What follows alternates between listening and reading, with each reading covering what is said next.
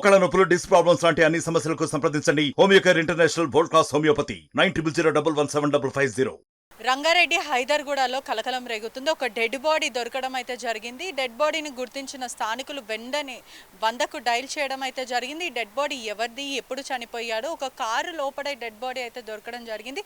ప్రస్తుతం దానికి సంబంధించిన కుటుంబ సభ్యులు అయితే ఉన్నారు. వాళ్ళ వర్జన్ ఏంటి, అసలు ఈ డెడ్ బాడీ ఎవరిది, కారులో ఎవరు చంపి ఉంటారు అనేది పూర్తిగా తెలుసుకునే ప్రయత్నం చేద్దాం. అమ్మ నమస్తే, చనిపోయిన వ్యక్తి పేరు ఏంటి, మీరు ఏమవుతారు? నేను తల్లిని, ఆయన శ్రీనివాస నా కొడుకు.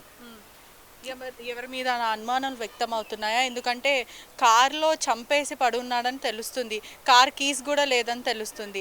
ఒకవైపు వాళ్ళ వైఫ్ ఎవరైతే భార్య ఉందో, భార్యను అడిగితే అతను తాగుతాడు, ఎలా చనిపోయాడో తెలీదు అని పోలీస్ స్టేషన్లో, నార్సింగ్ పోలీస్ స్టేషన్లో కంప్లైంట్ ఇవ్వడం జరుగుతుంది.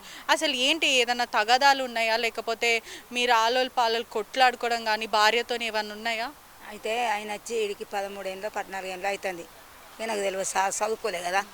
13 ఏళ్ళ మరి 14 ఏళ్ళ 12 ఏళ్ళ ఇన్ని రోజులు సంది లేనిది 2 నెలల సంది. ఇప్పుడు ఎందుకు తాగుతాడు? 9 నెలల సంది, 9 నెలల సంది తాగుతాడంటే మరి 9 నెలల సందికి ఏదైనా కనబడితేనే కదా తాగుతాడు.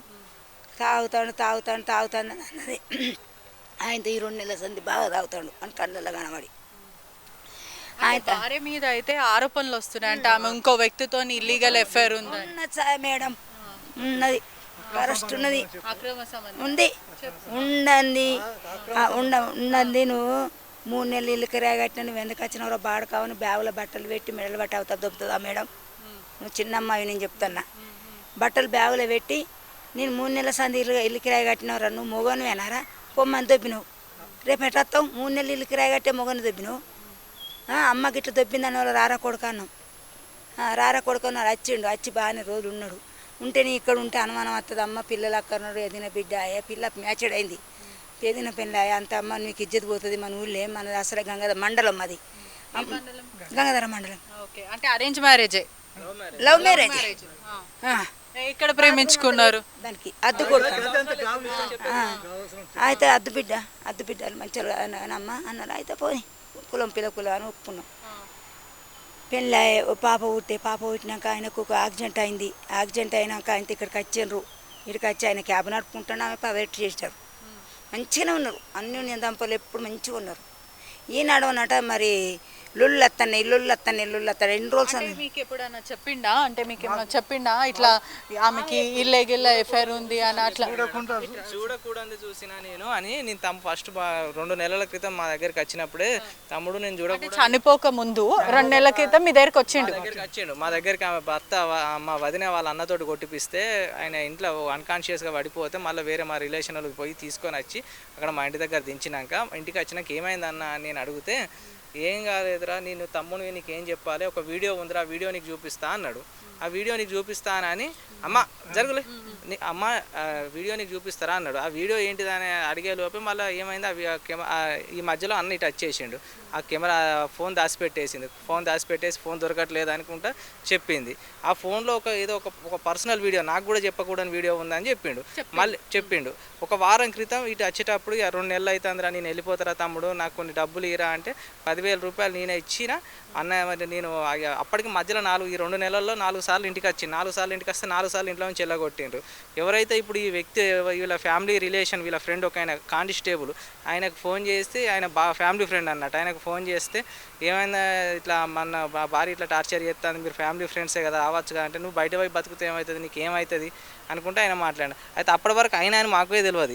మీరు మీ వదినని పిలిపించి లేదా మీ కోడలని పిలిపించి మాట్లాడినారా, ఏందమ్మా ఇదంతా గొడవలేంది అని ఎప్పుడు అని అన్నారా? పిలిపిద్దామంటే మా ఊర్లో మాకు కొంచెం విలేజ్లో భూమి దగ్గర గొడవలు జరిగి ఒక 2 నెలల నుంచి మా అమ్మ నాన్న మొత్తం పోలీస్ స్టేషన్లో పోంటే, మేము ఈవెన్ మా అన్న కూడా పోలీస్ స్టేషన్కి పోంటే తిరుక్కుంటున్నాం. సొంత తమ్ముడు పోలీస్ స్టేషన్లో తిరుక్కుంటున్నాం. మేము ఇక్కడికి వద్దామని ఎప్పటి నుంచో అనుకుంటున్నాం. లాస్ట్ వీక్ అయినా ఆల్రెడీ వచ్చేసి, నేను అరే హాస్టల్ ఉంటారా తమ్ముడు, అది ఎట్లా నన్ను ఇప్పటికి 4 సార్లు ఇంట్లో నుంచి వెళ్ళగొట్టింది, ఘోరంగా మాటలు ఇడిచి పెడుతుంది అనుకుంటే చెప్పిండు. వచ్చేసినాక ప్రధానంగా ఇప్పుడు ఇష్టపూర్వకంగా పెళ్లి చేసుకున్నారు, ప్రేమించి పెళ్లి చేసుకున్న వాళ్ళు ఎందుకని ఇంట్లోకి రానివ్వకుండా ఇట్లా ఎందుకు మొదలు చేసి ఇంకేం మేడం చూస్తున్నారు కదా, ఒకవైపు అక్రమ సంబంధం వల్లనే చంపిన వాళ్ళు కూడా ఎవరైతే ఆ మహిళకి తెలిసిన వాళ్ళే ఉంటారు అని కుటుంబ సభ్యులు చెప్పడం అయితే జరిగింది. ఒకసారి వాళ్ళ భార్య వర్జన్ తీసుకునే ప్రయత్నం కూడా చేద్దాము. గతంలో ఏదైతే వీళ్ళకి పెళ్లి జరిగిన తర్వాత 2 పిల్లలు కూడా ఉన్నారు. దాని తర్వాత అవుటావుటిగా ఒక వీడియో అనేది నాకు కనిపించింది. ఆ వీడియో చూడకూడని వీడియో నేను చూశాను. ఆమెకి ఇల్లీగల్ ఎఫ్ఐఆర్ ఉంది అని కొడుకు తల్లిదండ్రులతో మరి తమ్ముడితోని చెప్పడం అయితే జరిగింది. ప్రధానంగా కూడా ఇప్పుడైతే ఒకసారి వాళ్ళ వైఫ్తోని తన ఏం చెప్తుంది, అసలు చనిపోవాల్సిన కారణం ఏమై ఉంది, ఎవరు చంపారు అనేది ఇంకా పెద్ద క్వశ్చన్ మార్కింగ్ అయితే ఉంది. బాడీ మాత్రం కలకలం రేపుతుందని చెప్పొచ్చు. ఎక్కడైతే అక్కడ ఉన్న స్థానిక ప్రజలు ఇన్ఫార్మ్ చేయడం జరిగింది, ఇక్కడ ఒక బాడీ కనిపిస్తుందని. ఒకసారి వాళ్ళ వర్షన్ తీసుకునే ప్రయత్నం చేద్దాం. ఏదైతే రంగారెడ్డిలో జరిగిన ఇన్సిడెంట్ పైన వాళ్ళ వైఫ్తో మాట్లాడదాం అనే సమయంలో తను మాట్లాడడానికి నిరాకరిస్తుంది. కానీ కుటుంబ సభ్యులు మాత్రం ఇది ఇల్లీగల్ ఎఫ్ఐఆరే, ఆ ఎఫ్ఐఆర్లోనే గతంలో కూడా మా కొడుకు చాలాసార్లు చెప్పాడు, ఒక చూడకూడ వీడియో చూశాను, నా భార్య నన్ను వేధిస్తుంది, ఇంట్లో ఉండనిస్తలేదు, నా 2 పిల్లలకి స్కూల్ ఫీజు ఎలా కడుతుంది, ఎక్కడి నుంచి డబ్బులు వచ్చాయి అనేది పెద్ద క్వశ్చన్ మార్క్గా మారిందని కుటుంబ సభ్యులు చెప్తున్నారు. ఏదేమైనా కూడా పోలీసులు కేసు నమోదు చేసుకొని దర్యాప్తు చేస్తున్నారు. కానీ కుటుంబ సభ్యులు మాత్రం ఏదైతే ఆమెకి ఇల్లీగల్ ఎఫ్ఐఆర్ ఉందో అక్రమ సంబంధంకి సంబంధించిన వ్యక్తే, అవతల వ్యక్తే ఈ హత్యకు పాల్పడి ఉండొచ్చు అని అనుమానాలు వ్యక్తం చేస్తున్నారు. ఏదైనా పోలీసులు తేల్చాల్సిన విషయం. అనుమానాలు ఎన్ని ఉన్నప్పటికీ కూడా పోలీసులు పూర్తి ఇన్వెస్టిగేషన్ చేసి కేసుని తేల్చడం అయితే జరుగుతుంది. ఆ మహిళ ఏదైతే వర్షన్ తీసుకునే ప్రయత్నం చేసినప్పటికీ తను నిరాకరిస్తుందని పూర్తిగా తెలుస్తుంది. కెమెరామ్యాన్ సూర్యతో పట్రిష రిపోర్టింగ్ RTV హైదరాబాద్.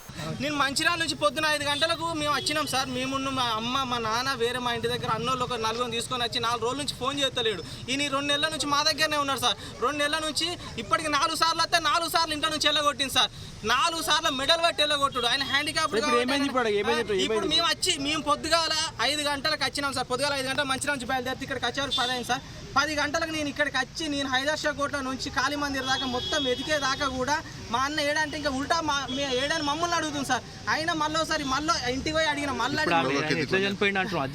ఈమెనే చంపేసింది సార్. ఎట్లా చంపిందంటే కోటారా సార్. ఆమె ఆల్రెడీ చెప్పిండు, ఆమె నన్ను బతకనిస్తలేదు, నాకు అవసరం లేదంట అంది.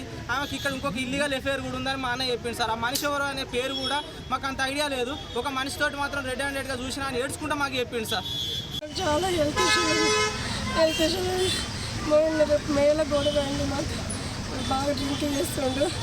ఎంతోమంది నేల లంగ్స్ ప్రాబ్లమ్స్ ఉన్నాయి. ఎంతోమంది యాక్సిడెంట్ అయింది. యాక్సిడెంట్ అయితే బ్రెయిన్ ట్యూమర్ వచ్చింది. నిమ్స్ హాస్పిటల్ చేయని చెప్పేసి అప్పుడు మాత్రం మా వాళ్ళు వచ్చి చూసి డ్రింక్ ఎక్కువ చేయొద్దు, బ్లడ్ క్లాట్లు అవుతున్నాయని చెప్పి అయినా మళ్ళీ తాగుడు స్టార్ట్ చేస్తే లాస్ట్ ఇయర్ అలాగే ఇక్కడ బాగా ఇక్కడ లంగ్స్ క్లాట్ అయిన గడ్డ కట్టిన రక్తం. ఆ గడ్డ హాస్పిటల్కి తీసుకపోతే సీరియస్గా ఉన్నాడు అన్నప్పుడు వీళ్ళకి ఫోన్ చేస్తే వచ్చింది. అప్పుడు వాళ్ళు ట్రీట్మెంట్ ఇప్పిస్తాయింది. మళ్ళీ అలాగే తాగద్దని డాక్టర్ చెప్తే మళ్ళీ తాగిండు. మళ్ళీ తాగేసరికి లాస్ట్ ఇయర్ ఎఫెక్ట్ అయింది. అప్పుడు వాళ్ళకి ఫోన్ చేసి చెప్తే మమ్మల్ని ఏం చేయాలి, మేము రామన్నారు. అంటే హెల్త్ ఇష్యూస్తోనే చనిపోయినట్టు మీరు? ఈ హెల్త్ ఇష్యూస్ అవుతుంది, డ్రింక్ ఉంది. అయితే అవి మళ్ళీ హాస్పిటల్ చేస్తే రాలేరు. ఈసారి అట్లనే ఎక్కువ తాగితే ఇంకా నేను పెట్టను. నా దగ్గర అయితే పైసలు లేవు, వస్తే గొడవలు అవుతుండే. లేవు నా దగ్గర అయితే డబ్బులు లేవన్నాను. పోయినసారి మీ అమ్మలు చెప్తే రాలేరు. ఈసారి ఏమంటే అయితేనైతే నా వల్ల కాదు, నేను పెట్టా. పిల్లల చదువు చూసుకోవాలి, ఇంటర్లో ఇల్లు తీయాలంటే నాతో కాదు. ఆస్తి గొడవలు అవుతుంది. ఆడికి వేయండు. మా అన్నయ్య వచ్చి ఒక దెబ్బ వేసిండు. బాగా కలిసి మాటలు తిడితే నువ్వు పని చేయవు తాక్కుంటుంటే పోయిన సంవత్సరం హాస్పిటల్లో పడతావని నచ్చిలా. ఈసారి అయితే ఎట్లా అని మా అన్నయ్య ఇంక నన్ను తీసుకొని పోయిండు. May 15కి మేము ఈ May 18కి ఇలా అయినా వాళ్ళ ఇంటికి పోయాడు. 19 పోయామో 2 రోజులు ఉంచుకున్నారు. ఆయన 15-16 వేలు ఇస్తే తాగేసి వచ్చిండు. నా దగ్గరికి తాగుతా రావద్దని చెప్పిన వాళ్ళ నాన్నకు ఫోన్ చేసిన, మామయ్య మళ్ళీ ఇట్లా డ్రింక్ చేస్తున్నాడు ఏమని చెప్పి పంపిల్లా నన్ను. మేము ఎందుకు చెప్తాం, వాడే వచ్చిండు అన్న. తాగితే నా దగ్గర ఉండొద్దు అన్నాడు. మళ్ళీ వేయండు కరీంనగర్కి ఉన్నాడు. కరీంనగర్లో ఉన్నాడు. మళ్ళీ 10 రోజులకి మళ్ళీ వచ్చిండు. ఇప్పుడు ఈ మధ్యకాలంలో ఏమైంది? ఇప్పుడు ఈ 3 రోజుల క్రితం ఏమైంది? చేస్తే నా దగ్గర ఉండొద్దని నేను వాళ్ళ దగ్గర ఉంచుకున్నాను. వాళ్ళు పైసలు వాళ్ళ తమ్ముడు 16,500 ఒకసారి 10,000 ఒకసారి ఇస్తాను దగ్గర. అంటే మీరు ఏమైంది అనుకుంటారు మీ భర్తకి? హెల్త్ ఇష్యూ డ్రింక్ నా దగ్గర మొన్న వచ్చిండు తాగేసి వచ్చిండు సార్. సండే రోజు పొద్దున్న వచ్చిండు. వచ్చి బాగా సోఫాల బండి ఏడిచిండు. నాకు ఇవన్నీ నొప్పులు అయితే అన్నాయని చెప్తే నువ్వు డ్రైవింగ్ చేయొద్దు శ్రీమాన్ అన్నాడు. వాళ్ళు పట్టుకొని ఏడ్చిండు చాలాసేపు. మళ్ళీ వెళ్ళిండు. మళ్ళీ రాగి మళ్ళీ వచ్చి ఇట్లనే రొటీన్ అయింది. సండే మండే నాకు జ్వరం వచ్చింది. స్కూల్కి పోలే. నేను ఇంట్లోనే ఉన్నా. మండే రోజు అంతా ఉన్నది. మండే నైట్ తాగేసి వచ్చిండు. ట్యూస్డే ఎర్లీ మార్నింగ్ వేయండి. ఇంక నేను నిద్రలు ఉన్న ఏ టైంకి వేయండి నాకు తెలియదు. నేను కరీంనగర్కి వేయండి. అంటే ఇప్పుడు వాళ్ళు ఏమంటారు అంటే మీరేమో చేసారని చెప్పి వాళ్ళు ఆరోపిస్తున్నారు. నేనైతే చెప్పింది ఇది నేనైతే ఏం తెలియదు. ఇదే జరిగింది సార్. నాకు ఆయన ఆస్తి కోసం నేను ఉన్నప్పుడు ఎందులో పిల్లలన్నా వినాలి. నేను ఉన్నప్పుడు వాళ్ళకి ఇవ్వాలని ఒకటి థాట్ పెట్టుకుని వాళ్ళ ఆస్తి విధంగా అక్కడ కూడా వేయండి. అన్న నాకు వాళ్ళ ఆస్తి అంటున్నారు. ఇప్పుడు గత 3 రోజుల నుంచి అయినా కనిపించకపోతే మీరు పోలీస్ కంప్లైంట్ వాళ్ళు అడిగారు. కంప్లైంట్కి కరీంనగర్కి ఏంటన్నా తాడుతూనే ఉన్నా కానీ ఇట్లా అవుతుంది అనుకుని నాకు తాకు రాలి 2-3 సార్లు వచ్చిండు కదా అట్లనే అనుకుని. ఏమైంది? ట్యూస్డే రోజు ఎర్లీ మార్నింగ్ ఇంట్లో నుండి వెళ్ళిపోయాడు. వెళ్ళిపోయినా ఇంకా మాకు ఏం తెలియదు. అంటే మార్నింగ్ వెళ్ళిపోయిండు. మేము ఎవరు మా టైంకి లేవలేదు. అయితే ఇంతకుముందు ఇట్లనే అంటే ఇదే మంత్లో ఇది లాస్ట్ మంత్ లోపు ఇట్లనే 2 టైమ్స్ ఇట్లనే ఇంట్లో నుండి వెళ్ళిపోయాడు. కానీ కరీంనగర్ మా నాన్నమ్మ వాళ్ళ ఇంటి కరీంనగర్కి వెళ్ళాడు. 2 టైమ్స్ కరీంనగర్కే కదా వెళ్ళింది అనుకోని ఇప్పుడు కూడా కరీంనగర్కే వెళ్ళిండు అనుకున్నాం. అందుకే ఇంకా మేము ఎవరు కాల్ కూడా చేయలేదు. మేము కాల్ చేస్తేనేమో మా నాన్నమ్మ వాళ్ళు అందరు మమ్మల్ని తిడతారు. ఇప్పుడు అందరు వచ్చి మా మమ్మీని అంటున్నారు. అందరు బాయ్స్ గర్ల్స్ అందరు కలిసి మమ్మీ మీద అంటున్నారు. అయితే మేము ఈసారి కూడా అలానే వెళ్ళిపోయిండేమో అనుకున్నాం. ఆయన డ్రింకింగ్ హ్యాబిట్ ఉంది. అసలు మమ్మల్ని నైట్ పడుకొని వచ్చేవాడు కూడా కదా. అంటే అరిచేవాడు. ఆయనకి హెల్త్ ఇష్యూస్ చాలా ఎక్కువ ఉన్నాయి. అది స్పైనల్ కార్డ్ ఆపరేషన్ అయింది, యాక్సిడెంట్ అయింది, రైట్ సైడ్ లెగ్ పని చేయదు, చాలా ఉన్నాయి. అయితే మేము ఈసారి అంటే కరీంనగర్ వెళ్ళిండు అనుకున్నాం. ఈరోజు మార్నింగ్ సడన్ గా నానమ్మ తాత ఫస్ట్ వచ్చారు. అంటే అందరూ ఒకటేసారి వచ్చారు కానీ ఫస్ట్ నానమ్మ తాత పైకి వస్తే మమ్మీ వెంటనే అడిగింది అంటే మా పప్ప ఎక్కడున్నాడు అని అడిగితే నానమ్మ అక్కడ కూడా రాలేడు 2-3 డేస్ నుండి కాల్ చేస్తే కాల్ కూడా లిఫ్ట్ చేస్తాడని మేము మీ దగ్గరికి వచ్చినాం. ఎక్కడున్నాడు అది ఇదని అడిగింది. కూర్చున్నారు. తర్వాత మెల్లిగా బాబాయ్ వచ్చిండు.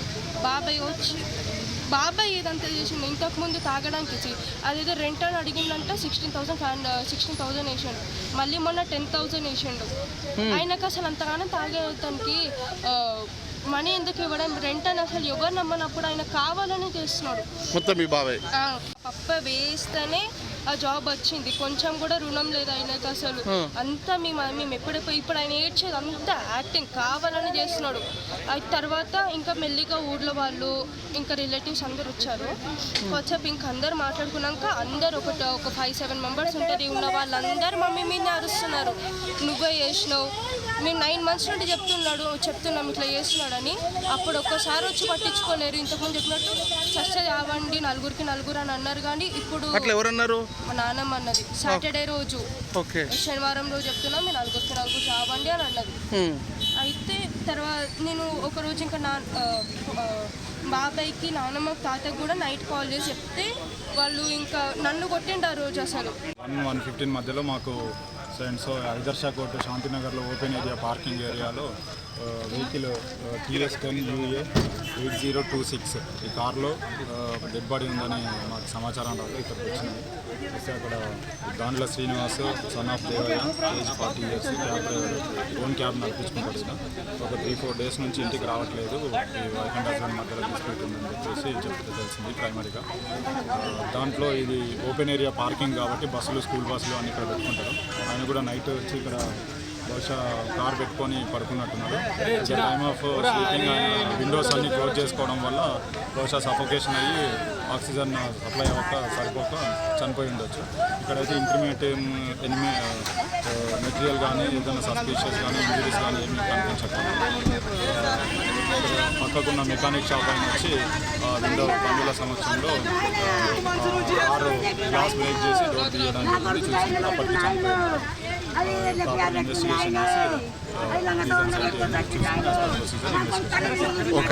మరిన్ని వీడియోస్ కోసం ఛానల్ ని సబ్స్క్రైబ్ చేయండి. లేటెస్ట్ అప్డేట్స్ కోసం వాట్సాప్ ఛానల్ ని ఫాలో చేయండి. అండ్ లింక్ డిస్క్రిప్షన్ లో ఉంది.